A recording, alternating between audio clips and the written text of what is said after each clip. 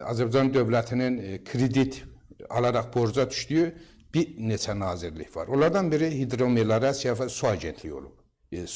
Azərsu olub. Digər sahə Azər Avtoyol servisi alıb daha çox layihələri və kreditləri və eyni zamanda daha çox maliyyə gücü Azərbaycan enerji sektorunun üzərində olub. Bütün bunlarda olan birinci şəxslər Ramiz Mehdiyevin çətəsinə xidmət edib.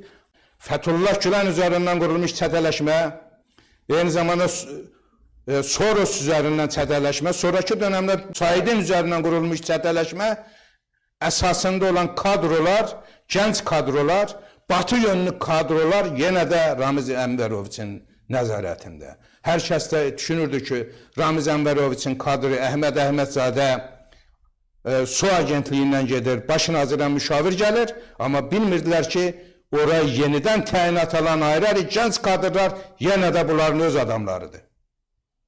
Və beləliklə Azərbaycanla nəsil dəyişdirmə prosesini Moskva həyata keçirirdi. Xeyr, gələcəkdə hamısını görəcəksiniz. Faktları deyəcəm. Ramiz özü deyir ki, Ramizin arxasında duran güclərdir bunu təşkil edən. Ramizdə bu ağıl var ki, onu təşkil eləsin. Ramizdə ağıl olsaydı, bu oyunlara getməzdi. Dəyərçisinə danışırsınız. Burada fəlakət var, burada ölüm var. Burada bu kişinin gələcəyi yoxdur deyərdi. Qaçardı.